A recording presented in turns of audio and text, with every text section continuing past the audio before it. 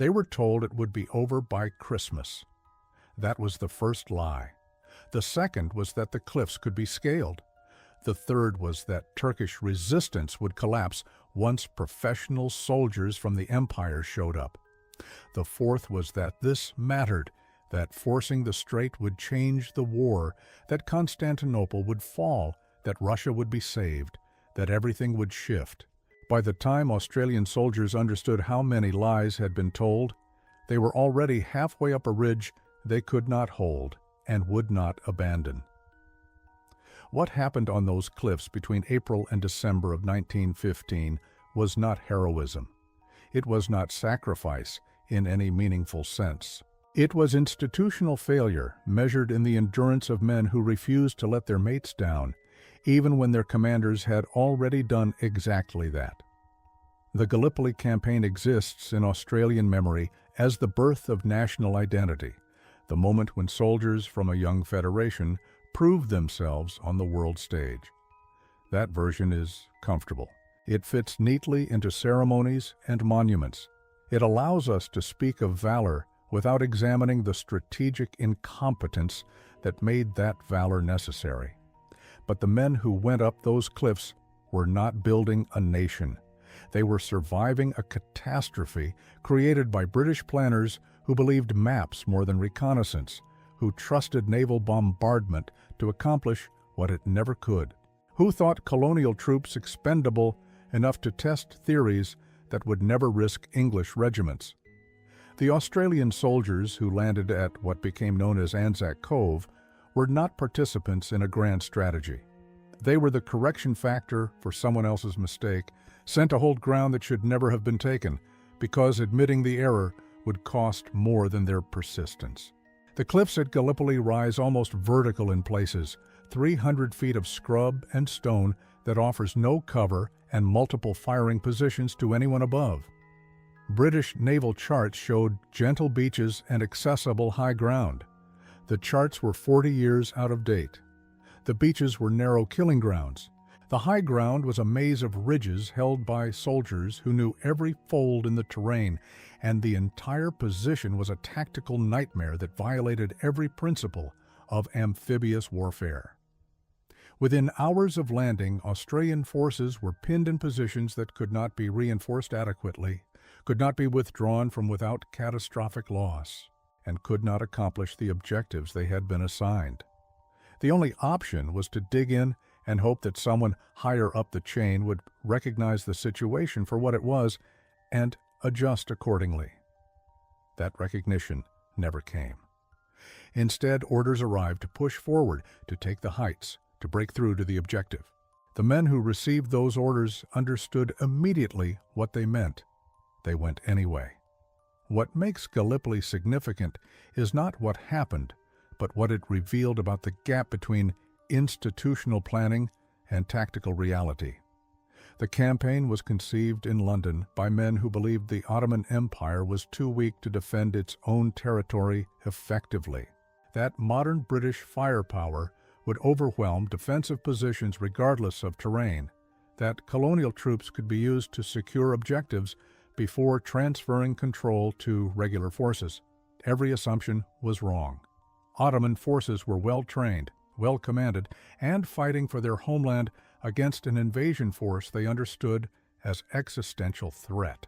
British firepower was impressive at sea and largely useless against entrenched positions on high ground. Colonial troops, specifically Australian and New Zealand forces, proved more capable than the British commanders who viewed them as second tier. But capability does not overcome impossible tactical situations. The Australians who landed at Gallipoli were good soldiers sent to execute a bad plan, and their competence only prolonged the institutional refusal to admit failure. The strategic logic was seductive in its simplicity. Force the Dardanelles Strait, threaten Constantinople, knock the Ottoman Empire out of the war, open a supply route to Russia, create a second front that would relieve pressure on the Western Front. Naval planners believed their guns could suppress coastal fortifications. Army planners believed amphibious landings could secure positions before defenders could respond effectively. Intelligence assessments suggested Ottoman forces were poorly equipped and demoralized. None of it was accurate, but accuracy mattered less than the appeal of solving multiple strategic problems with a single, decisive action. Winston Churchill, serving as First Lord of the Admiralty, championed the plan with the confidence of someone who had never walked terrain under fire. Lord Kitchener, Secretary of State for War, approved it with the understanding that the troops assigned would be colonial forces and therefore less politically costly if the operation failed.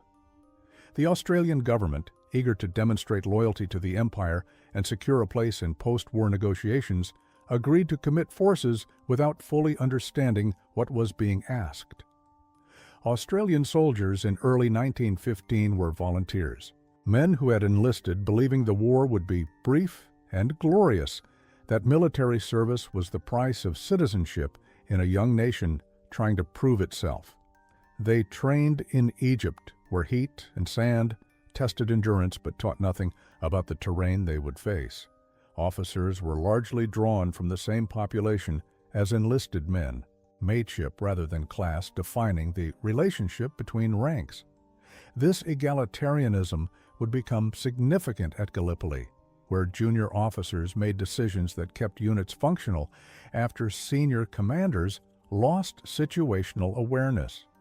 The culture was informal, irreverent, dismissive of British military protocol, but respectful of competence. When British staff officers explained the plan, Australians listened and asked practical questions about landing zones, fire support, and withdrawal routes.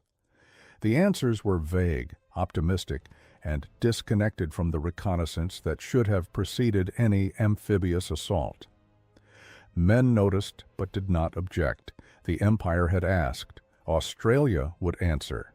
The first naval attempt to force the strait failed in March of 1915. Mines sank 3 battleships and damaged 3 more. The lesson should have been clear. Naval power alone could not accomplish the objective. Coastal fortifications, mobile artillery, and minefields created a defensive system that required ground forces to neutralize. The decision was made to proceed with amphibious landings, to seize high ground that would allow observation and artillery positions overlooking the strait. Australian and New Zealand forces would land at the western edge of the peninsula, British forces at the southern tip. The plan assumed surprise, weak resistance, and rapid consolidation of beachheads before Ottoman reinforcements could arrive. It assumed wrong on all counts. Ottoman commanders expected the invasion, positioned forces to respond quickly, and understood that the high ground was everything. When Australian troops came ashore before dawn on April 25th, Turkish soldiers were already moving into defensive positions on the ridges above. The landing was chaos translated into tactical movement. Boats grounded on beaches that were not the planned beaches. Units landed out of sequence, mixed together, without clear command structure or knowledge of where they were relative to objectives. Officers oriented by compass and instinct, pushing inland because staying on the beach meant dying on the beach. The cliffs rose immediately, steeper than maps suggested, covered in scrub that hid movement but also hid defensive positions. Turkish fire came from multiple directions, not the massed volleys of expected defensive lines, but the individual aimed shots of soldiers who knew the ground. Australians moved upward because upward was the only option, climbing terrain that should have made them easy targets, but somehow allowed enough movement to reach the first ridge line. What saved them was not planning or firepower, but the fact that Ottoman forces were also reacting, adjusting to where the Australians had actually landed rather than where they were supposed to land. Both sides spent the first hours of the campaign trying to understand what was happening while continuing to fight. By midday, Australian forces held positions along a series of ridges and gullies that formed a perimeter roughly 1 mile long and half a mile deep. It was nowhere near the objectives they had been assigned. It was also more than they should have been able to take given the terrain and opposition. The cost had been significant, But the line held. Officers sent runners back to the beach requesting orders, clarification, reinforcement. What came back were instructions to push forward, to reach the heights, to accomplish the mission. No one at headquarters understood the terrain. No one grasped that the positions held were the maximum achievable without overwhelming force, and that holding them would require constant resupply under fire. Commanders on the ridges understood perfectly. They also understood that withdrawing would mean abandoning wounded, losing equipment, and admitting failure within hours of landing. The decision was made to dig in, establish defensible positions, and wait for the situation to clarify. That wait would last 8 months. The terrain at Anzac Cove defied conventional military logic. Ridges ran parallel to the beach, creating a series of heights that any defender would naturally occupy. Between the ridges were gullies, narrow and steep, that channeled movement and created natural killing zones. The Australians held some ridges. The Turks held others. In places, positions were separated by less than 50 yards, close enough to hear conversations, close enough that grenades were more useful than rifles. Water had to be brought up from the beach in the dark. Food was bully beef and hard biscuit. Latrines were trenches dug wherever space allowed. The smell was constant, a mix of unwashed bodies, rotting rations, and the sweet, sick stench of bodies that could not be recovered. Flies were everywhere, so thick that eating meant swallowing them, so persistent that men stopped trying to keep them off wounds. Disease spread faster than bullets. Dysentery turned healthy men into hollow-shaking invalids within days. The medical system was overwhelmed before the first week ended. What kept the position functional was not strategy, but the refusal of junior officers and senior enlisted men to accept collapse. When orders from above made no tactical sense, they were interpreted creatively or ignored in favor of what worked. When supplies ran short, men improvised. When units were reduced to half strength, survivors consolidated and kept fighting. The mateship that defined Australian culture became a tactical advantage, men staying in positions they should have abandoned, because leaving meant abandoning mates. This was not heroism. It was social obligation translated into military persistence. You could not walk away from your section, your platoon, your cobbers. The alternative was unthinkable, not because of punishment, but because of shame. The British command system relied on officers maintaining discipline through authority. The Australian system relied on men maintaining cohesion through mutual expectation. At Gallipoli, the second proved more durable than the first. Turkish forces facing the Australians were professional soldiers commanded by officers who understood defensive warfare and trusted their men to execute complex maneuvers under fire. Mustafa Kemal, the commander who would later become Ataturk, recognized immediately that the high ground was everything, and committed reserves to hold it before the Australians could consolidate. His orders were clear: stop them at the ridges, make them pay for every yard, refuse to yield positions that overlook the beach. Turkish soldiers followed those orders with the understanding that they were defending their country from invasion. They were not fighting for an abstract empire or distant political objectives. They were fighting because foreign soldiers had landed on their soil and intended to take it. That clarity of purpose created a defensive resolve that matched Australian persistence, and the result was stalemate measured in yards gained and lost over months. Attacks were ordered regularly, usually preceded by artillery bombardment that accomplished little against entrenched positions and often fell short, hitting Australian trenches instead of Turkish ones. Officers would receive orders to take a specific ridge or trench line, orders that came with maps showing objectives, but no reconnaissance showing how to reach them. Planning meant studying the ground, identifying covered approaches, calculating how many men would reach the objective and whether that number could hold it. The math rarely worked, but the attacks went forward anyway, because refusing orders meant courts-martial and because there was always the possibility that this time something would break. Men prepared by writing letters they hoped would not be sent, checking rifles and ammunition, saying nothing to each other because there was nothing useful to say. When the whistle blew, they went forward. Movement under fire is not the dramatic charge of films and propaganda. It is short rushes between cover, trying to stay low, trying to move fast, trying not to think about how exposed you are. It is watching the man next to you stumble and knowing you cannot stop to help because stopping means dying too. It is reaching a position and realizing you are alone or with two others when you started with 20, and the objective is still ahead, and there is no fire support, and the only choice is to go back or keep going. Some went back, some kept going. The ones who kept going usually did not return, but sometimes they took the position, held it long enough for others to reach them, established a new line that became the new front.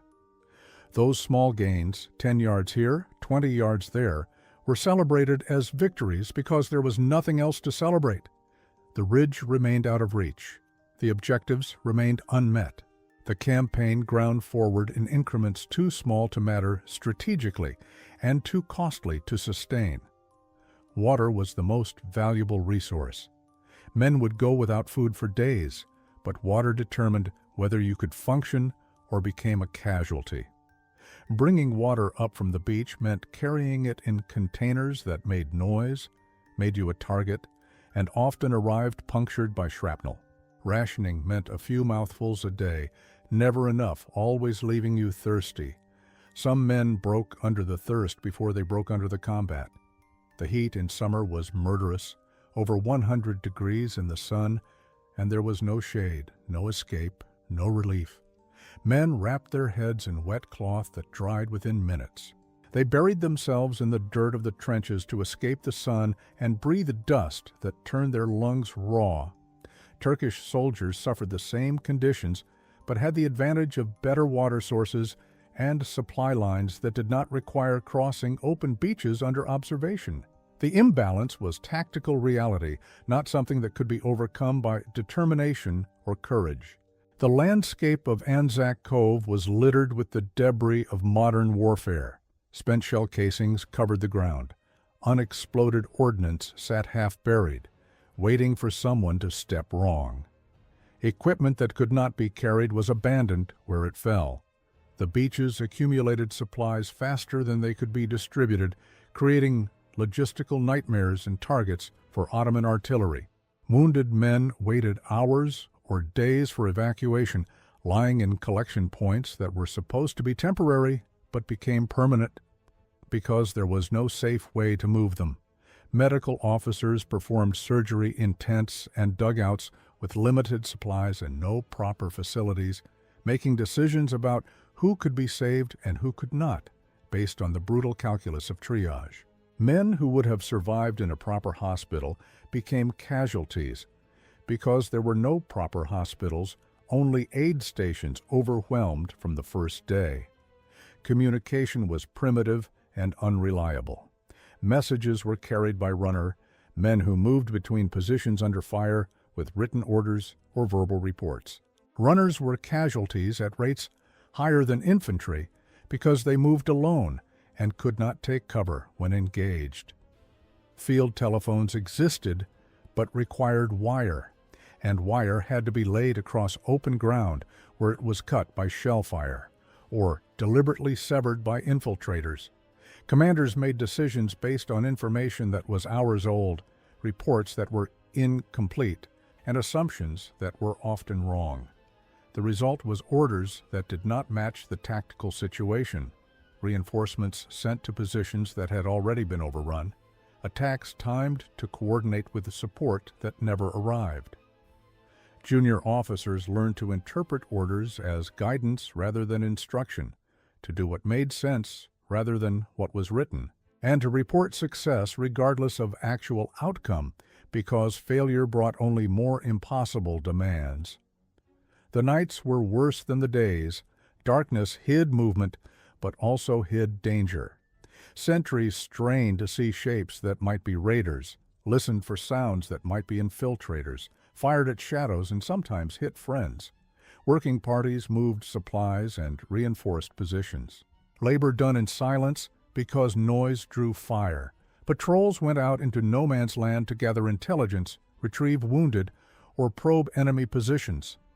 These were volunteer tasks, not assigned duties, because ordering men into that darkness felt wrong, even when it was necessary. Some patrols returned with information. Some did not return at all. The ones who went repeatedly, who knew the ground and survived long enough to learn the patterns, became invaluable and were used until they became casualties, because there was no one else with that knowledge. Turkish counterattacks came without warning, sudden rushes out of the darkness, aimed at weak points in the line. Defenders had seconds to respond, firing blind into the noise and movement, throwing grenades, fixing bayonets when ammunition ran out. These fights were intimate and brutal, close enough to see faces, close enough to know when someone stopped moving. They ended when one side withdrew or when both sides were too exhausted to continue. There was no ceremony, no pause to collect the fallen. The living returned to their trenches and waited for dawn, knowing the night would repeat itself soon. The dead remained where they fell until someone could risk retrieving them, and often that risk was too great, and they remained. The tactical stalemate was recognized by everyone except the senior commanders who kept issuing orders for breakthrough. Australian officers requested withdrawal to defensible positions, consolidation of forces, realistic assessment of objectives. British staff officers responded with assurances that reinforcements were coming, that naval support would improve, that one more push would break the Turkish line. The disconnect was absolute. Men in the trenches knew the position could not be taken without overwhelming force. Men in headquarters believed determination and discipline would overcome tactical reality. The result was a campaign that continued long after it should have been abandoned, sustained by institutional momentum and the refusal to admit error. August brought a final attempt at breakthrough, a coordinated offensive designed to seize the high ground and break the stalemate. New divisions landed, fresh troops who had not yet learned what Gallipoli meant. The plan was complex, requiring night movements across unknown terrain, coordination between units that had never trained together, and timing precise enough that any delay would cascade into failure. It failed comprehensively. Units became lost in the dark. Attacks went forward piecemeal without support. Objectives that were supposed to fall quickly remained in Turkish hands. The offensive lasted 3 days and accomplished nothing except adding to the total of units rendered combat ineffective. After August, no one seriously believed the campaign could succeed, but it continued anyway because stopping meant admitting the entire enterprise had been futile. Autumn brought cooler weather and no relief. The tactical situation remained unchanged. Trenches that had been temporary positions in April were permanent fortifications by October, reinforced with sandbags, timber, and corrugated iron scrounged from supply dumps. Men who had been fit volunteers were hollow-eyed veterans who moved slowly and spoke little. Replacements arrived and were absorbed into units that taught them how to survive without explaining why survival mattered. The routine became its own justification. You stood watch because your section depended on it. You went on patrol because someone had to. You stayed because leaving was unthinkable, not because of punishment, but because of the men beside you who also stayed. The decision to evacuate came in November, a recognition that the campaign had failed and that further persistence served no purpose. Planning was meticulous, the opposite of the planning that had launched the invasion. Troops would be withdrawn in stages, rearguards maintaining the appearance of normal activity to prevent Turkish forces from recognizing the evacuation until it was complete. Supplies were removed first, then artillery, then support units, then combat troops. The final night saw skeleton crews holding the trenches, rifles rigged to fire automatically, lights placed to suggest occupied positions. By dawn, the trenches were empty. Turkish soldiers advanced cautiously, expecting resistance, and found only debris and silence. The evacuation was the only part of the Gallipoli campaign executed without significant loss, a bitter irony not lost on the men who had spent 8 months watching competence fail and incompetence compound. The same forces that could not take the heights managed to leave them without Turkish forces noticing until it was over. The contrast was sharp enough to be painful. If planning and execution at that level had been applied to the initial landings, the outcome might have been different. If reconnaissance and realistic assessment had preceded orders, lives would have been preserved. If institutional hubris had been checked by tactical reality, the campaign would never have been attempted. But those reflections came later. In December of 1915, Australian soldiers boarded ships and left Gallipoli behind, carrying with them the knowledge that they had been sent to accomplish the impossible and had persisted longer than any reasonable expectation. The official response was predictable. The campaign was presented as a valiant effort that fell short due to circumstances beyond anyone's control. Commanders who had issued impossible orders were not held accountable. Staff officers who had ignored reconnaissance returned to their positions. The institutional mechanisms that had created the catastrophe remained intact, ready to produce the next one. Medals were distributed, recognitions granted to officers whose primary achievement was surviving their own incompetence. Enlisted men received acknowledgement, but not answers. Questions about why the campaign had been attempted, why it had continued after failure was obvious, why withdrawal had not come sooner, those questions were deflected or ignored. The narrative became about courage and sacrifice, terms that obscured the institutional failures that had made courage necessary and sacrifice inevitable. Australian newspapers celebrated the Anzacs, a term that became shorthand for national identity forged in combat. The stories emphasized bravery, mateship, and endurance without examining the strategic decisions that had required those qualities.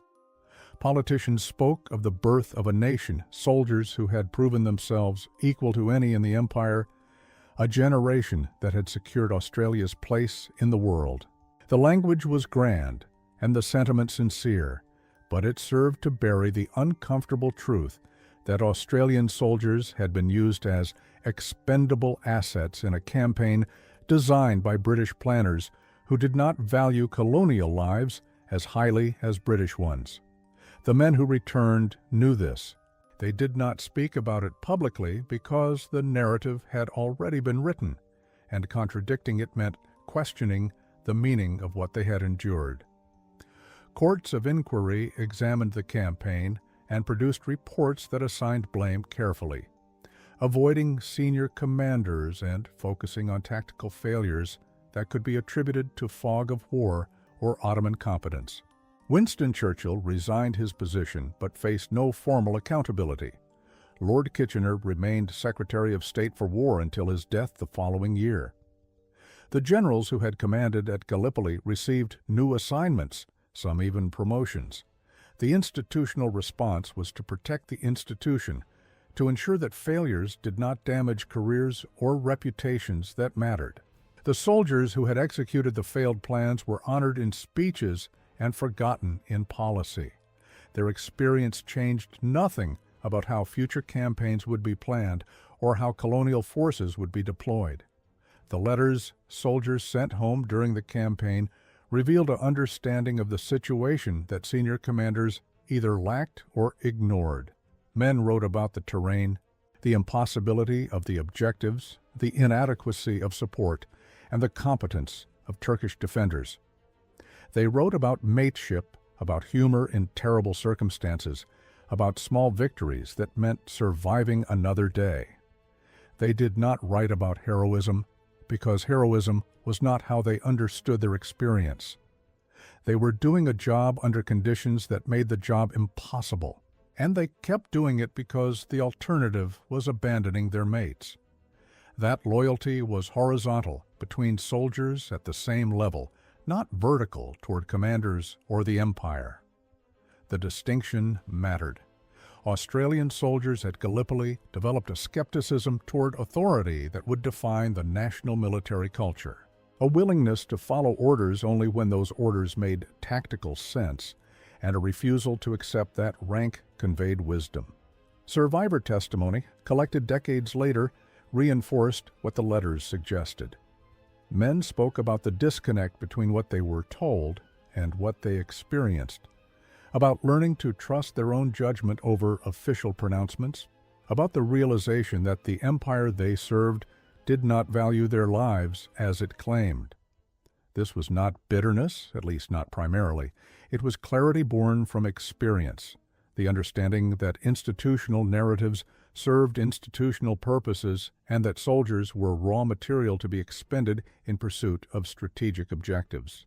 The Anzac legend celebrated this experience while sanitizing it, transforming institutional failure into national myth, casualties into sacrifice, and endurance into triumph.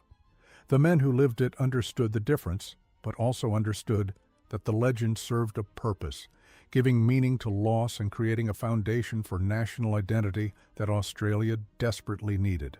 Photographic records from Gallipoli showed terrain that made the campaign's failure inevitable. Vertical cliffs, narrow beaches, ridges that commanded every approach, defensive positions that would require overwhelming force to dislodge.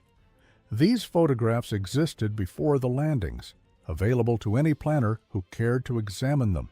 The decision to proceed despite the evidence was not ignorance, but arrogance, the belief that British firepower and colonial determination could overcome tactical reality. Ottoman military records, translated and analyzed after the war, revealed an enemy that was well-trained, well-led, and fighting with the advantage of terrain and purpose. Turkish commanders understood that holding the high ground meant controlling the battlefield, and they committed reserves to maintain that control. Their success was not luck or Allied failure, but competent execution of sound defensive doctrine. The strategic outcome was unambiguous. The Dardanelles remained closed. Constantinople was never threatened. Russia received no relief. The campaign absorbed resources that could have been used on the Western Front and produced no offsetting gains. As a strategic venture, Gallipoli was comprehensive failure. As a military operation, it demonstrated what happens when planning ignores reconnaissance, when objectives are set without assessing feasibility, when institutional momentum overrides tactical judgment. The lessons were clear and were largely ignored. World War I continued for 3 more years, characterized by the same pattern of unrealistic objectives, inadequate planning, and soldiers paying the price for command failures. For Australia, Gallipoli became the defining military experience of the 20th century, the reference point for understanding national character and military identity. Anzac Day, commemorating the April 25th landing, became the most significant national occasion, more meaningful than Independence Day or any political anniversary. The focus was on the soldiers, their endurance, their mateship, their refusal to break under conditions that should have broken them. This focus was deliberate, shifting attention from the strategic failure to the tactical persistence, from the commanders who failed to the soldiers who endured. The narrative served multiple purposes. It honored men who deserved honoring. It created a foundation myth for a young nation seeking identity distinct from Britain. It also obscured the institutional failures and protected the mechanisms that had created the disaster from serious examination or reform. The question of why Gallipoli happened, why it continued, why lessons were not learned, those questions remain partially unanswered because the institutions that would need to answer them have no incentive to do so. Military organizations protect their decision-making processes and their commanders. Political structures avoid accountability for strategic failures. The alliance dynamics that led Britain to treat colonial forces as expendable assets were never formally acknowledged or addressed. Australia continued to commit forces to British-led campaigns throughout the 20th century, continued to trust that British strategic planning would value Australian lives appropriately, and continued to learn that such trust was misplaced. Gallipoli was the first lesson in a series that should have been learned, but was instead repeated. What the campaign taught Australian soldiers was that their survival depended on each other, not on the competence of those above them. This created a military culture distinct from British norms, one that valued practical competence over formal authority, that trusted horizontal bonds more than vertical chains of command, that maintained discipline through mutual respect rather than rigid hierarchy. Officers who led from the front and demonstrated tactical sense earned loyalty. Officers who relied on rank and issued orders disconnected from reality faced subtle resistance or outright refusal. This culture would define Australian military forces for generations, creating units that were highly effective when allowed to operate with tactical independence and deeply frustrated when forced into rigid command structures. The Turkish perspective on Gallipoli was equally significant, though less examined in Australian memory.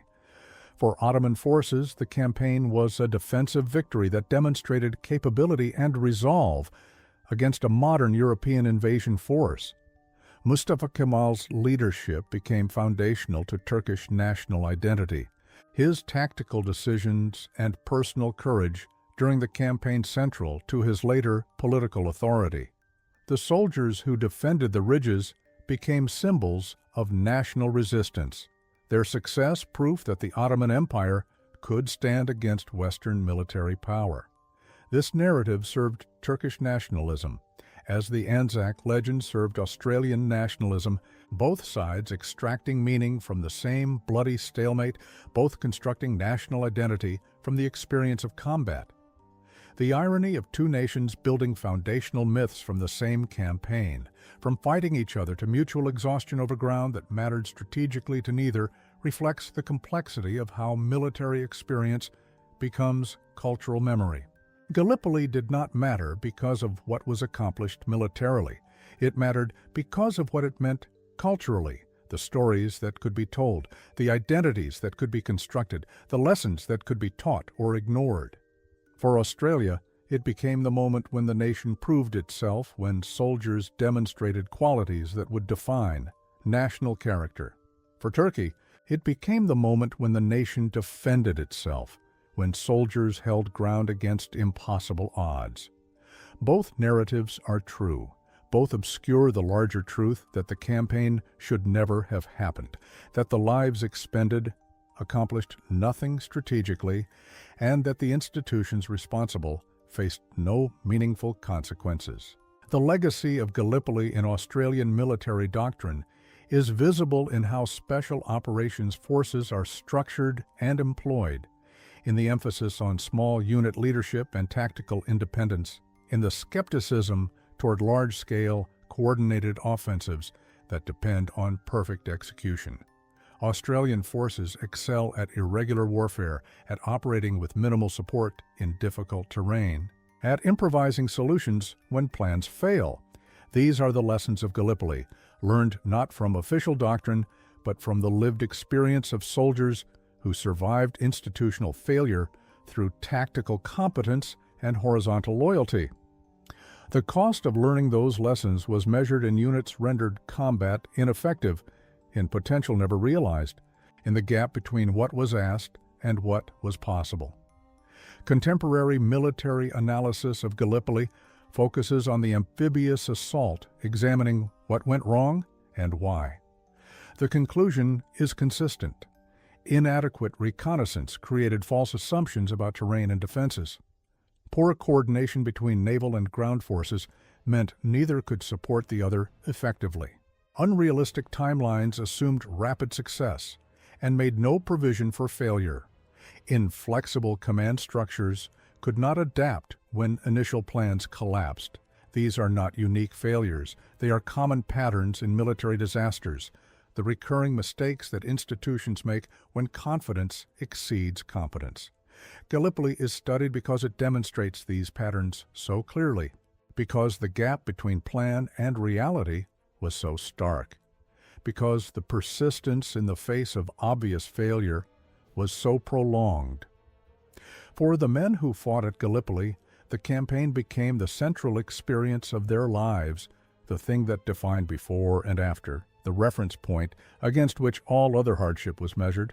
They carried the physical damage, the dysentery and malaria, and wounds that never fully healed. They carried the psychological weight, the memories of positions held and lost, of mates who did not return, of orders that made no sense but were followed anyway. Most did not speak about it extensively, not because of trauma that prevented speech, but because the experience could not be communicated to anyone who had not been there. You could describe the terrain, the fighting, the conditions, but you could not convey what it meant to live that way for 8 months, to persist in a situation that had no solution, to keep functioning when every rational calculation said to quit. The families who received letters from Gallipoli, who waited for news that came sporadically and was often inaccurate, who learned that their sons or husbands or brothers had become casualties, those families became part of the campaign's legacy as well. The grief was private but widespread, a generation of Australians who understood loss through the Gallipoli campaign. The official notifications were brief and formal, providing minimal information and no context. Families learned details from returned soldiers, from letters that had been delayed, from newspaper accounts that emphasized courage and sacrifice without explaining why either had been necessary. The disconnect between official narrative and lived experience created a quiet skepticism that mirrored what soldiers felt, a recognition that the empire's gratitude did not compensate for the empire's failures.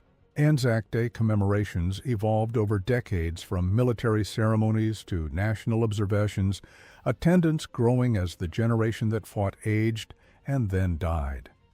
The dawn service, held at the time of the original landing, became ritualized remembrance, a moment when the nation collectively acknowledged the cost of the campaign and the qualities it supposedly revealed. The ritual served important functions, providing space for grief and pride, for honoring service and questioning purpose. It also became commercialized and politicized, used to sell products and advance agendas. The Anzac legend deployed to support arguments it had nothing to do with.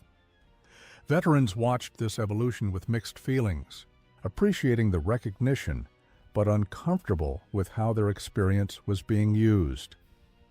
The debate over whether Gallipoli was worth the cost has never been definitively settled, because the question requires weighing incommensurable values. Strategically, the campaign accomplished nothing and diverted resources from efforts that might have shortened the war. Culturally, it provided Australia with a foundation myth and national identity distinct from colonial status. Individually, it gave men experiences that defined their lives for better and worse. How you weigh those outcomes depends on what you value, and there is no objective standard that resolves the tension.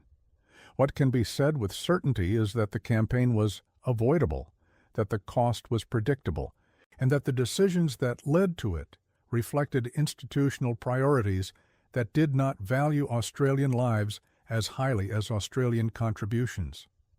Modern Australians visiting Gallipoli walk terrain that has been preserved as memorial space, the ridges and gullies marked with plaques and monuments identifying where units fought and positions were held.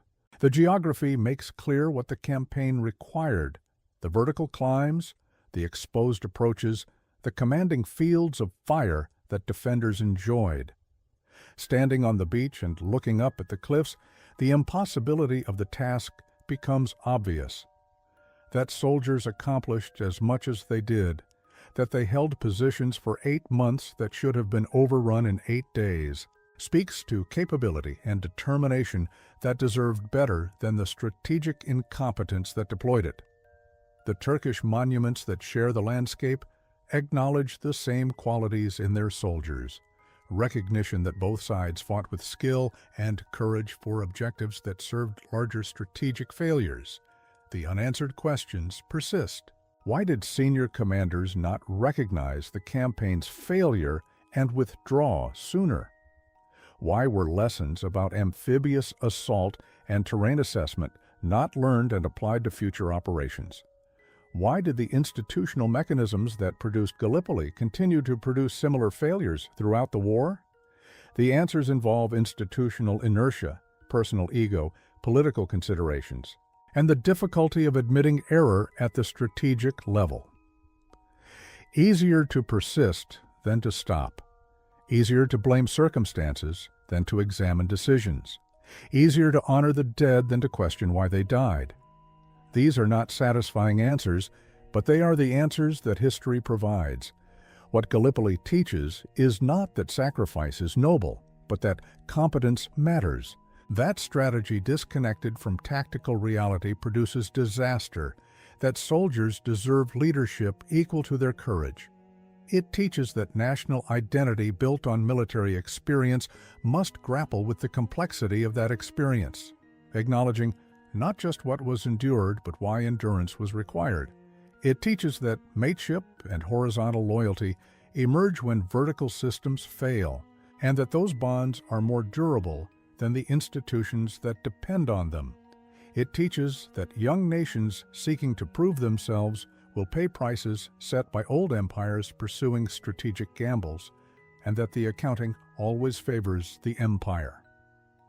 The men who went up those cliffs in April of 1915 and remained until December did not win a victory. They survived a catastrophe with enough persistence and competence that the catastrophe could be reframed as achievement. That reframing was necessary for national psychology and individual meaning-making, but it should not obscure what actually happened. Australian soldiers were sent to execute an impossible plan by commanders who did not understand the terrain, the enemy, or the requirements of amphibious warfare. They adapted, improvised, and endured because those were the only options available. Their competence prolonged the campaign and increased the cost because institutional momentum required continued commitment. Once resources had been expended, the evacuation succeeded because finally, after 8 months, planning matched reality. The significance of Gallipoli is not what it accomplished militarily, but what it revealed about how institutions function and fail, how soldiers respond when leadership is absent, and how nations construct meaning from loss. It is a story about the gap between what is ordered and what is possible, about loyalty tested by incompetence, about endurance that deserves recognition but not romanticization. The men who fought there understood these complexities, even if they could not articulate them clearly. They knew they had been used badly. They also knew they had performed well. Both things were true simultaneously, and living with that tension was part of what the campaign demanded. We remember Gallipoli because it matters, but we must remember it accurately, not as glorious sacrifice, but as institutional failure, survived through horizontal bonds and tactical competence, not as the birth of a nation, but as the moment when a nation learned that empire loyalty was not reciprocated with empire care, not as a story with a satisfying resolution, but as a question that remains open, about what we owe soldiers we send into impossible situations, about how we account for strategic failures, about whether the meanings we construct from military experience honor the complexity of that experience or simplify it into narratives that serve other purposes. The men who climbed those cliffs deserve memory that grapples with these questions rather than avoiding them, recognition that acknowledges what they faced and why they should never have been asked to face it. That is the legacy Gallipoli offers if we are willing to accept it.